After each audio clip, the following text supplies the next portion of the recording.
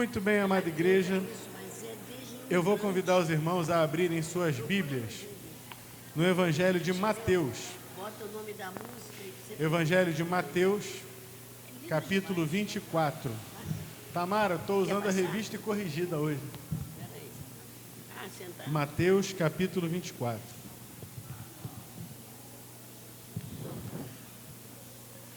Eu vou pedir aos irmãos que prestem bastante atenção. Peço que prestem toda a atenção à nossa mensagem de hoje. Porque esta palavra de hoje, ela está se cumprindo ao nosso redor. É uma palavra que o Senhor Jesus deu à sua igreja e que está se cumprindo. Mateus 24. Vamos começar do versículo 1, está na tela. E quando Jesus ia saindo do templo, aproximaram-se dele os seus discípulos para lhe mostrarem a estrutura do templo. Jesus, porém, lhes disse: não vedes tudo isto? Em verdade vos digo que não ficará aqui pedra sobre pedra que não seja derribada. Estando assentado no Monte das Oliveiras, chegaram-se a ele os seus discípulos, em particular, dizendo: dize-nos, quando serão essas coisas e que sinal haverá da tua vinda e do fim do mundo? E Jesus respondendo disse-lhes: acautelai-vos, que ninguém vos engane, porque muitos virão em meu nome, dizendo: eu sou o Cristo, e enganarão a muitos. E ouvireis de guerras e de rumores de guerras. Olhai, não vos assusteis, porque é mister que isso tudo aconteça. Mas ainda assim, não é o fim. Porque se levantará nação contra nação, e reino contra reino, e haverá fomes, e pestes, e terremotos em vários lugares. Mas todas essas coisas são o princípio das dores. Então vos hão de entregar para serdes atormentados, e matar-vos-ão, e sereis odiados de todas as gentes, por causa do meu nome. Nesse tempo, muitos serão escandalizados, e trair-se-ão uns aos outros, e uns aos outros se aborrecerão. Aborrecer aqui significa odiar, se odiarão. E surgirão muitos falsos profetas, e enganarão a muitos. E, por se multiplicar a iniquidade, o amor de muitos, a melhor tradução aqui nem seria muitos, mas seria o amor de quase todos, se esfriará. Mas aquele que perseverar até o fim será salvo, e este evangelho do reino será pregado em todo o mundo, em testemunho a todas as gentes, e então virá o fim. Vamos orar? Nosso Deus eterno, fala conosco, nos abençoa, que ouvidos e corações estejam dedicados neste momento a ouvir o que o Senhor tem a falar para a tua igreja nesse tempo. Em nome do Senhor Jesus, por quem oramos. Amém. O tema da nossa mensagem de hoje não poderia ser outro. A igreja sofrida, porém vitoriosa. Os irmãos creem que a igreja do Senhor Jesus é vitoriosa? Mesmo em meio a lutas, tribulações, perseguições, covardias, maldades, malícias, a igreja do Senhor, ela tem essas duas características: ela é vencedora. E muitos hoje destacam essa característica: a igreja do Senhor é vencedora, as portas do inferno não prevalecerão contra a igreja do Senhor. E isso é verdade. Mas estão jogando fora a criança com a água do banho. porque estão criando uma geração de crentes que estão preparados e desejando a vitória a todo tempo, a vitória, e confunde-se a linha da vitória pessoal com a linha da vitória do corpo de Cristo, que é a igreja do Senhor.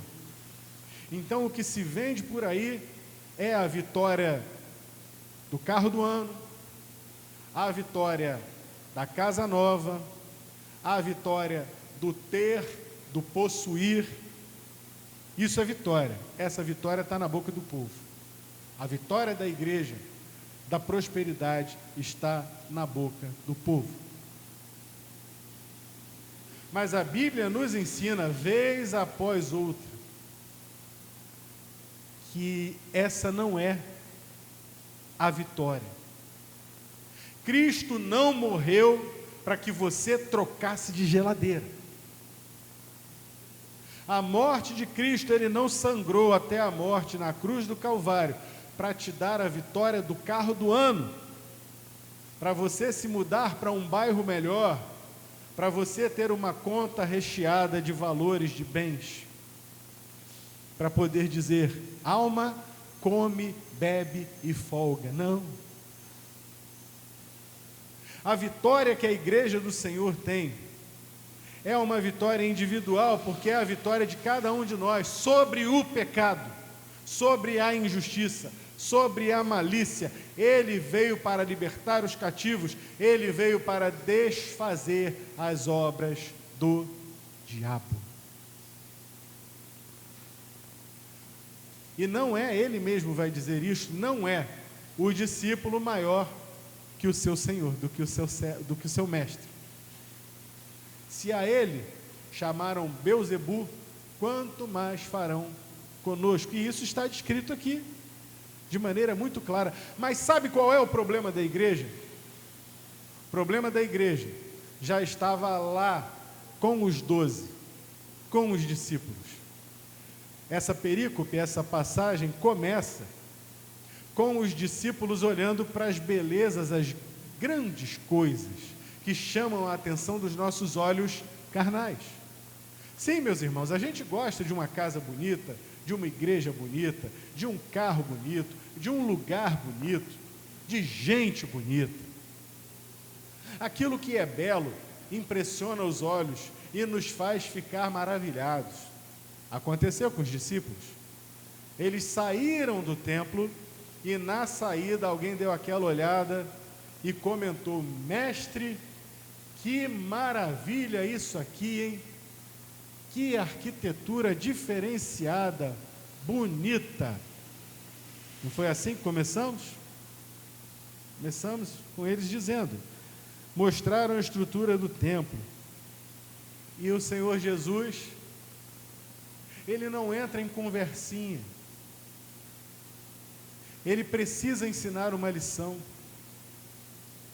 A lição é dura, mas a lição é muito clara. Tirem os olhos dessas coisas desejáveis. Tirem os olhos da beleza, tirem os olhos do que é estético e coloquem os olhos naquilo que é duradouro e eterno. Porque isso aqui tudo vai passar. A glória do primeiro templo de Salomão já tinha passado. O templo que estamos vendo agora é o segundo templo e ainda reformado por Herodes o Grande. Ou seja, o templo estava lindo, estava tinindo.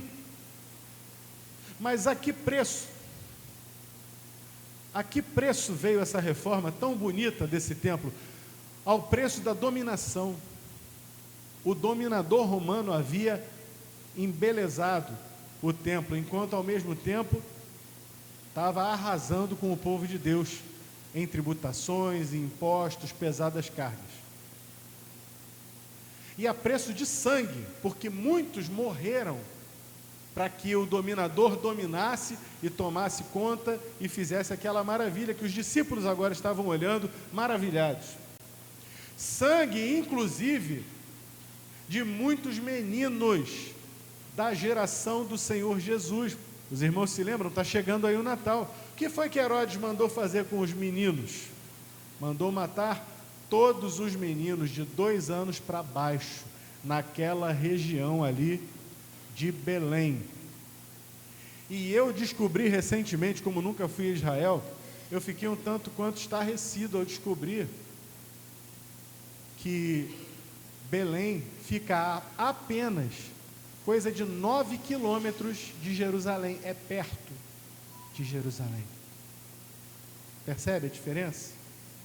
Ali mesmo, no entorno, havia, há 30 anos passados, acontecido uma chacina de meninos de 1 ano de idade e até recém-nascidos. Esse foi um dos preços pagos para que aquela maravilha arquitetônica fosse reformada e erigida. Olha como a gente se deixa enganar pelos olhos. E o Senhor Jesus tira os olhos deles daquilo que é temporal, daquilo que teve um preço terrível, e coloca nas coisas eternas. Ele já dá logo na jugular, dizendo: olha, isso tudo que vocês estão vendo aqui, tudo isso aqui que vocês estão valorizando, não vai sobrar pedra sobre pedra, tudo isso será destruído. Faltavam ali mais ou menos uns 40 anos para o cumprimento desta profecia, porque no ano 70 o César mandou demolir aquele templo. E demoliu mesmo, não sobrou pedra sobre pedra. O que sobrou é o que é conhecido hoje lá como o Muro das Lamentações. Terrível. E realmente os discípulos devem ter olhado depois de tantos anos e visto: é bem que o Senhor falou. Mas o Senhor Jesus, com essa sua palavra, ele conseguiu mudar a observação. Até então eles estavam maravilhados com a arquitetura do templo, e ele chama a atenção para que aquela arquitetura iria acabar, e então muda o assunto. E aí, quando é que vai ser isso? Quando será que isso vai acontecer? E vejam como o assunto já mudou completamente. Agora eles não querem saber simplesmente quando é que o templo será destruído, mas a pergunta é: quando serão essas coisas e qual sinal haverá da tua vinda e do fim do mundo? O assunto agora é Ele. O assunto é o Senhor da glória, o Senhor Jesus. Quando é que se dará a tua vinda e o fim do mundo? E então o Senhor Jesus vai nos dando algumas pistas. Primeira pista que Ele nos dá: cuidado, porque haverá gente se dizendo Cristo. Haverá falsos cristos. E enganarão a muitos. Isso não é uma coisa só daquele tempo, só do nosso tempo. Haverá muitos falsos cristos. Eu quero crer particularmente que esta palavra foi dada pelo Senhor aos discípulos, mas não para eles, para nós que viríamos depois.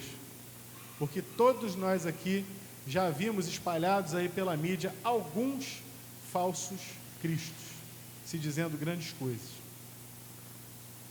Ele fala também para os seus discípulos e para nós que haveria guerras, rumores de guerras, e isso nunca deixou de existir.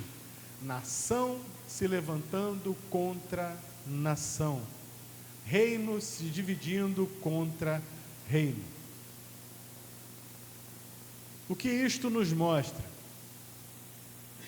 A minha leitura, meus irmãos, desse texto é que o Senhor está mostrando de outra forma um cumprimento de outra palavra que Ele tinha dado sobre os últimos dias. O que Ele disse em outra oportunidade foi que nos últimos dias serão como os dias de Noé, em que os homens se casavam, se davam em casamento, colhiam, plantavam, viviam a sua vida. E como é que era o tempo de Noé? O pecado era tão grave, o pecado tinha tomado conta da terra de tal maneira, que o Senhor disse: me arrependo de ter criado o homem. Vou fazer um dilúvio, vou acabar com isso tudo. Quando o Senhor Jesus diz aqui: se levantará nação contra nação, reino contra reino, uns aos outros se odiarão, serão traídos, falsos profetas, falsos cristos. Ele está abrindo para nós exemplos do pecado que estará na nossa sociedade nesses dias em que ele virá. O pecado só vai aumentar. O homem vai se dedicando ao pecado e empurrando o pecado para buracos cada vez mais profundos, vai vivendo em pecado e de abismo em abismo em abismo. Guerra, morte, destruição, ódio profundo uns pelos outros, genocídios, fratricídios e tudo mais que você puder pensar de terrível. Que o Senhor Jesus está mostrando aqui é a escalada do pecado do homem. O homem vai continuar matando o seu semelhante, vai continuar pisoteando o mais fraco para poder subir na carreira, para poder subir na vida, vai continuar maltratando o homem. O homem é o lobo do homem, já dizia o filósofo. E o que é isso senão o pecado?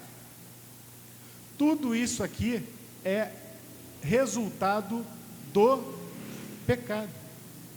Entrou o pecado no homem, logo a seguir, primeira coisa que acontece, um homicídio, um irmão mata o outro. E nunca deixou de ser assim. Então o pecado ele vai escalar. Eu costumava dizer que no 11 de setembro do ano de 2001, quando eu vi aquele segundo avião bater na segunda torre lá do World Trade Center, que o primeiro avião, até então, o pessoal achava que tinha sido um acidente. E eu, particularmente, achava que tinha sido tipo um teco-teco. Não tinha noção que tinha sido um Boeing. A notícia estava correndo meio assim. Quando entra o segundo avião na segunda torre e foi constatado que era um ataque terrorista, que eram 2 pilotos suicidas, levando um monte de gente que estava viajando naqueles aviões para se enterrarem numa bola de chamas dentro daqueles 2 edifícios para matar outros tantos. Eu costumava dizer assim: eu perdi a minha inocência no 11 de setembro. Se eu achava que havia alguma coisa de bom na humanidade, se eu achava que os homens podiam ser irmãos e viver em paz e dar as mãos e distribuir flores por aí, naquele dia eu entendi que não. E o que é pior, ao longo desses 24 anos eu perdi a inocência outras tantas vezes. Aquele foi só o meu primeiro choque. E eu tenho certeza que os irmãos que acompanham os noticiários têm levado algumas facadas diante de certas notícias que nós vimos ao longo desses últimos anos. Mas isso é possível? Como pode acontecer uma coisa dessas? E o Senhor Jesus vai dizendo aqui uma coisa que é muito preocupante. No versículo 12: e por se multiplicar a iniquidade. E como tem se multiplicado a iniquidade? Não apenas a iniquidade, como a nossa sensação de iniquidade, porque a mídia amplifica. O que antes você sabia o que aconteceu no seu bairro, ou no bairro de quem morava, quem trabalhava com você, e você lia no jornal só no dia seguinte uma coisa ou outra, desde o advento da televisão e agora com a internet, é em tempo real. A sua cabeça e a minha cabeça bombardeadas por notícias. O que acontece? Uma coisa realimenta a outra. A iniquidade aumenta. A iniquidade que aconteceu é propagada pela mídia. Os perpetradores veem que nada está acontecendo, que tem audiência de custódia, sai no dia seguinte, às vezes no mesmo dia, tem saidinha do presídio, tem facilidade, a polícia não está interessada, porque também já está cansada de enxugar gelo, bota o cara para dentro, a justiça bota o cara para fora. Aumenta com isso o quê? A sensação de insegurança para qualquer pessoa, e para eles a sensação de impunidade. E o que isso faz aumentar? A iniquidade. Quantos estão entendendo? Então, é claro que a iniquidade está aumentando, isso é um fato. Jesus já dizia isso há 2000 anos atrás. E ele dizia, prestem atenção. Porque a iniquidade, ela vai aumentar, e tem aumentado. Mas nós somos igreja do Senhor. E há uma consequência para o aumento da iniquidade. E essa consequência não pode nos alcançar. Se aumentar a iniquidade, o amor de muitos ou de quase todos esfriará. Isso é um alerta. Isso é um alerta para mim. Isso é um alerta para você. Porque sim, se um sintoma está acontecendo, se a iniquidade está aumentando, necessariamente o amor começa a se esfriar. E como tem se esfriado o amor nesses dias? Como tem se esfriado terrivelmente o amor desses dias? Nós somos filhos de Deus, resgatados desse mundo de trevas para a luz do maravilhoso reino do nosso Deus. O reino de Deus é um reino em que o amor deve imperar. O amor ao próximo. Ama a Deus sobre todas as coisas e ao teu próximo como a ti mesmo. Os irmãos sabem de cor. Temos que parar e meditar nisso. Será que o nosso amor tem esfriado? Será que eu tenho permitido que a minha mente e o meu coração tenham sido tão envenenados pela iniquidade deste mundo, que eu já não consigo mais demonstrar amor? Estou me endurecendo por ver tanta maldade, tanta malícia, tanta iniquidade? Até aqui eu falei da iniquidade de um modo geral, como sociedade. Estou pensando aqui em roubo, latrocínio, homicídio e essas coisas que acontecem por aí. Mas agora eu vou particularizar. Agora eu vou individualizar, vou trazer para a igreja em si. Porque o nosso tema é uma igreja sofredora e vitoriosa.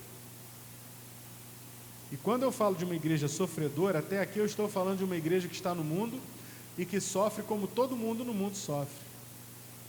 Mas há algo que o Senhor Jesus particulariza aqui para nós, quando ele diz, verso 9, então vos hão de entregar. Quem é esse vós aqui? A igreja, nós. Vos hão de entregar para serdes atormentados. O que é atormentado? Para sofrer tortura. E matar-vos-ão, e sereis odiados de todas as gentes por causa do meu nome.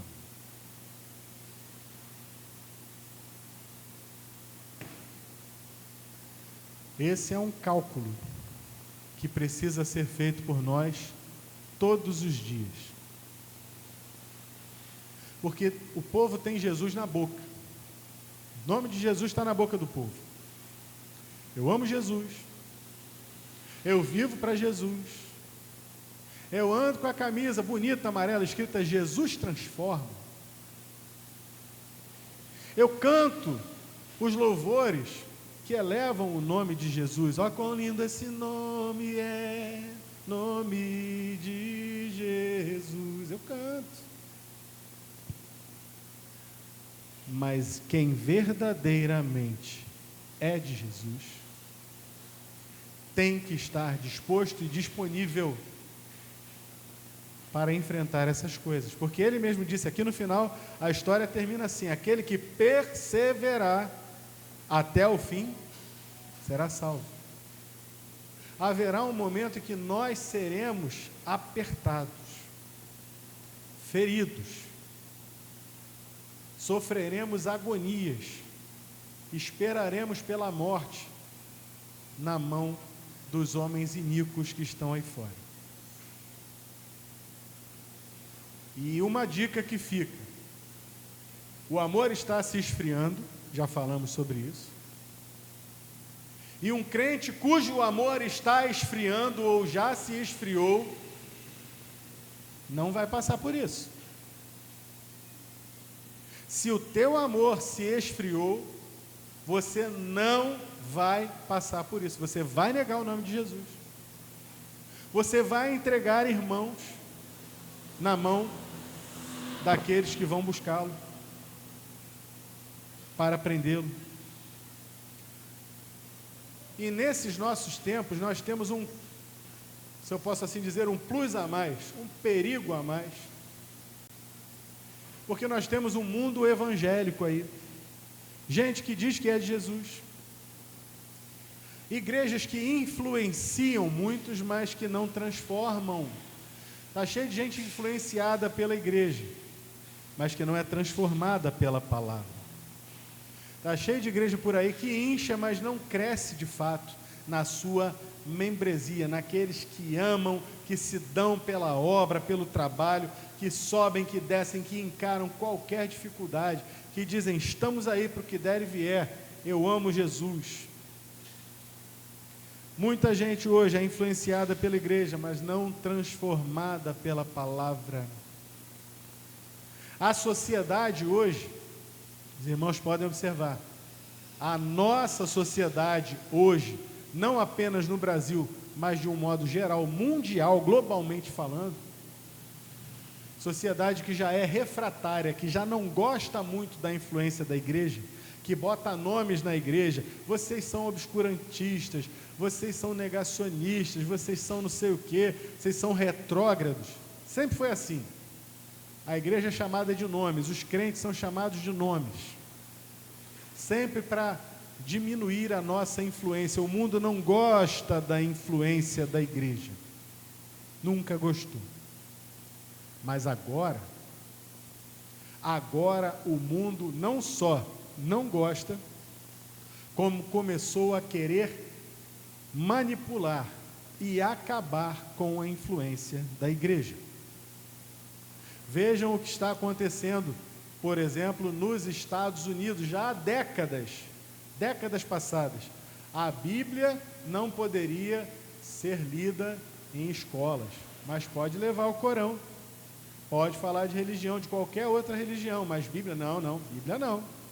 Que isso? Somos uma sociedade bíblica, uma sociedade livre. Não podemos viver de acordo com uma religião. O Estado não tem religião. Mas o Estado não tem uma religião, mas nós temos, as pessoas têm religião. Se eu sou cristão, eu vou falar de Jesus. Na Inglaterra, os cristãos que são sabidamente contra o aborto estão sendo presos.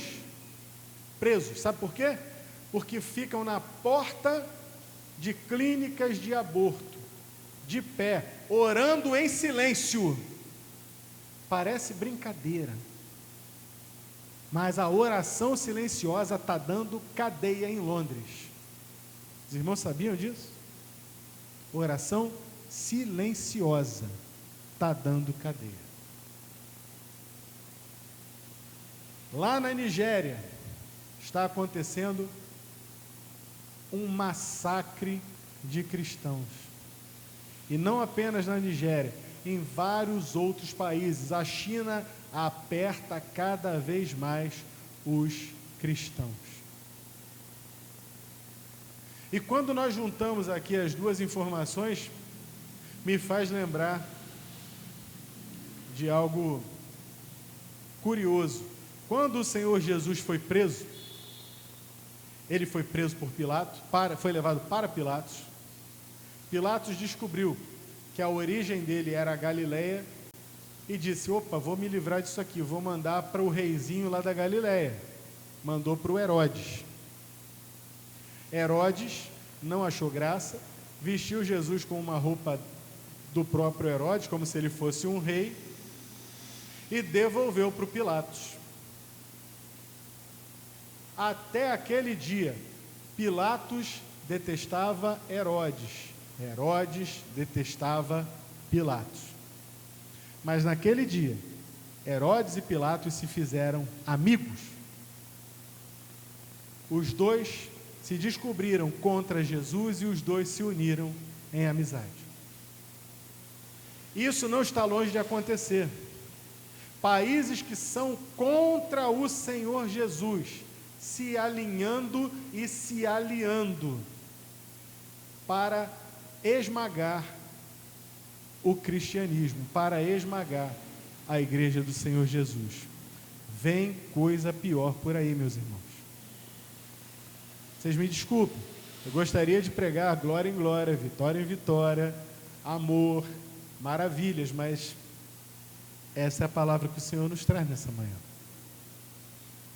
E o que é pior é que algo também que está escrito aqui já vai se cumprindo. Porque diz aqui, nesse tempo, verso 10, muitos serão escandalizados. Que muitos serão escandalizados é esse? Haverá gente que está dentro da igreja que será escandalizada por coisas que estão dentro da igreja. Por gente que está dando escândalo dentro da igreja. Muitos serão escandalizados.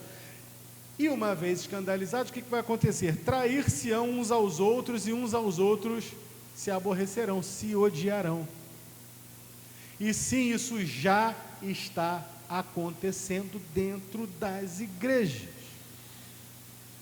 A Bíblia diz que a nossa missão é pregar por Jerusalém, Judeia, Samaria e até os confins da terra.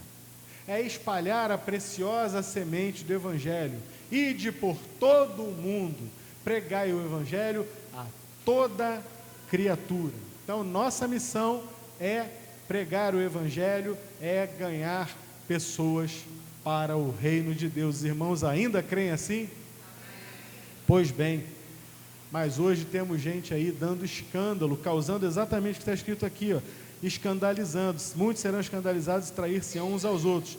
Tem uma gente maligna que está usando o púlpito hoje para espalhar exatamente o escândalo, para distorcer a palavra de Deus, conseguindo distorcer até mesmo a missão da igreja, que nós acabamos de dizer: ir a todo mundo, pregar o Evangelho a toda criatura. Sujeito que quer primeiramente mundanizar a igreja, o que ele faz? Vamos atualizar a Bíblia. Para minha vergonha e para meu nojo, esse mesmo sujeito que já falou outras, diz que quer atualizar a Bíblia para receber os nossos irmãos homossexuais. Ele disse isso. Ele disse que a conversa dele com a mulher samaritana, na verdade, Jesus estava oferecendo o sêmen dele para a mulher samaritana. Ele disse isso, pastor numa igreja batista, que está lá o nome, Igreja Batista.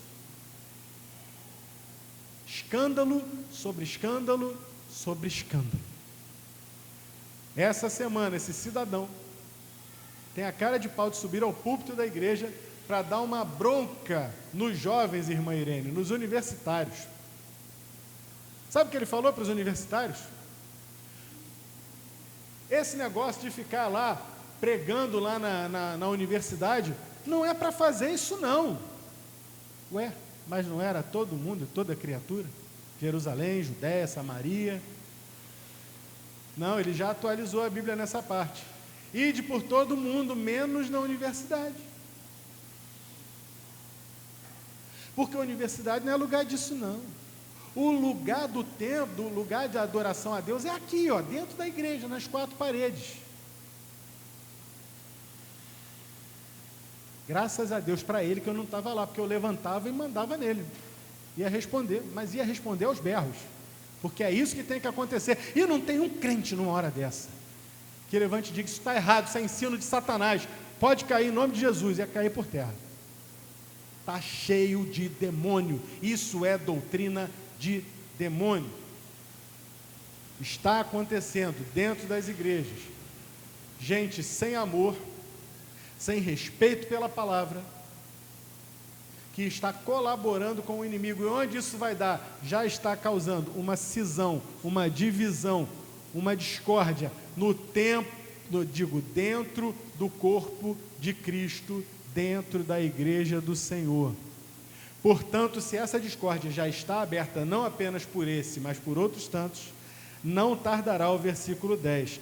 Muitos serão escandalizados e trair-se-ão uns aos outros, e uns aos outros se odiarão. Meus irmãos, é tempo de nós andarmos alertas. Como diz o hino: desperta, igreja, alerta. O dia prometido vem em que aclamado o Salvador será. Se nós não atentarmos com os nossos ouvidos, com os nossos olhos, e se não agirmos, se não falarmos, se não explicarmos, se não pregarmos no poder, na autoridade, na força do Espírito Santo, conforme a palavra de Deus, meus irmãos, nós não seremos a igreja vencedora. Porque a igreja vencedora, ela sofre pelo nome do Senhor. Ela enfrenta batalhas. Meus irmãos, eu não sei vocês, mas eu adoro ficar em paz, num cantinho, encostado, no ar-condicionado de preferência. Se eu pudesse viver a minha vida na santa paz de Deus, lendo um livro, navegando na internet, sentado numa cadeira debaixo da barraca de praia, tomando água de coco, seria o melhor dos mundos, eu amaria isso. Mas a vida cristã não pode ser isso. Nós temos vistas a um outro reino que está chegando. E nós, embora nós não gostemos de combate, nós somos combatentes. Nós temos que ser combatentes. Nós temos que mostrar o erro, nós temos que enfrentar o erro, mesmo que tenha que cortar na carne, mesmo que seja dentro da igreja. Porque disse o apóstolo Paulo, o que acontece com as más conversações? As más conversações, igreja boa está aí, as más conversações corrompem os bons costumes. Não pode deixar. Não pode deixar. Começou a falar alguma coisa fora, me mostra aí na Bíblia onde é que está. Não, mas isso aqui é o que diz fulano, eu não quero saber de fulano. O que está escrito na Bíblia? A Bíblia diz isso. Se está na Bíblia, eu creio. Se não está na Bíblia, cuidado. Cuidado.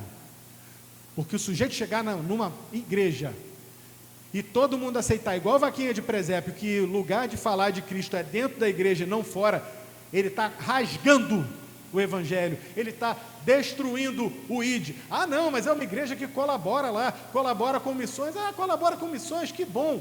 Então devia prestar atenção lá no tema de missões. Vamos completar a missão. E não vamos esconder dentro de casa aqui e fingir que a missão vai acontecer lá fora. Estão jogando contra, em nome de Jesus. Há poder no nome de Jesus, meus irmãos. Nós não podemos aceitar esse tipo de coisa. Não podemos aceitar esse tipo de coisa. Somos uma igreja vitoriosa, sim. Mas temos que ser uma igreja que se levanta para batalhar, que se levanta para dizer, isso é erro. Que se levanta para dizer, não, pode parar por aqui. Você não está, igual o Capitão Nascimento, tira essa roupa preta que você não é caveira. Dá vontade de fazer uma dessas. Dá vontade de fazer igual o Neemias. Lembra lá no final de Neemias? Neemias ficou com tanta raiva que arrancou o cabelo e a barba de alguns homens lá no final de Neemias. Dá vontade, meu irmão, de entrar na unção de Neemias certas horas, com certas pessoas. Mas em nome de Jesus, meus irmãos, se o amor, nós temos duas opções aqui para o que fazer com o amor. Ou por se multiplicar a iniquidade, deixarmos o amor esfriar, ou fazermos esse amor ferver em ebulição, e aumentar, e taca fogo, taca lenha na fogueira, para que esse amor aumente, porque se o nosso amor esfriar, nós vamos ser iguaizinhos a esses que estão fazendo esses absurdos aí. Mas se o nosso amor esquentar, se o nosso amor pegar fogo e ferver em ebulição, nós vamos sofrer, mas nós seremos vitoriosos. Sabe por que eu posso afirmar que seremos vitoriosos? Primeiro, porque o Senhor Jesus disse no versículo 30, dessa maneira: aquele que perseverar até o fim será salvo. E por que eu posso dizer mais uma vez que a igreja é vitoriosa apesar das lutas? Porque vimos ali a luta, vimos a perseguição, vimos a traição, vimos o ódio. Mas o versículo 14 entrega o que a igreja fez. E este evangelho do reino será pregado. É este aqui, ó. Este evangelho do reino. Não é um falso evangelho. E este evangelho do reino será pregado em todo o mundo, em testemunho a todas as gentes. Nós vamos completar a missão. Está escrito, nós vamos completar a missão. Em meio ao sofrimento, em meio à traição, em meio à covardia, em meio à maldade, em meio a homicídios. Mas nós vamos completar essa missão. Em nome do Senhor Jesus, e porque Ele já deixou isso escrito, para que nós não fiquemos perplexos, desamparados. Não, nós somos uma igreja que sofre. Assuma a partir de hoje: eu faço parte da igreja, eu vou sofrer se precisar sofrer pelo nome de Jesus. Posso sofrer, tudo bem, mas a vitória está na mão, a vitória está garantida, desde que eu persevere, desde que o meu amor não esfrie, desde que o meu amor cresça. Veja Paulo como começou lá em Romanos, dizendo: o bem que eu quero fazer eu não consigo, o mal que eu não quero, mas ei, eu vou lutando contra isso. E como é que Paulo termina? Paulo já velho na prisão, como é que ele termina? Dizendo: eu continuo na mesma luta, está tudo certo, é por aí mesmo. Não, completei a carreira, guardei, perseverou até o fim. Em outras palavras, que o Senhor Jesus encontre aqui nesse grupo alguns que perseverarão até o fim. Pode ser você, minha irmã, pode ser você, meu irmão. Vamos orar? Vamos falar com o Senhor. Nosso Deus, Tua palavra foi pregada, uma palavra de alerta à Tua igreja nesses dias tão sombrios. Nos fortalece, nos ajuda a não nos entregarmos ao espírito desse mundo, a não nos entregarmos a esse espírito de apostasia. Fortalece a Tua igreja, alerta, avante igreja, nós possamos esperar pela volta do Senhor, alertas, como aquelas virgens que tinham um azeite na sua lâmpada, e não sejamos encontrados dormindo, Senhor. Nos abençoa, nos fortalece, complementa esta palavra no coração de cada irmã, de cada irmão, nesta manhã, a começar em mim, em nome do Senhor Jesus, por quem nós oramos, amém.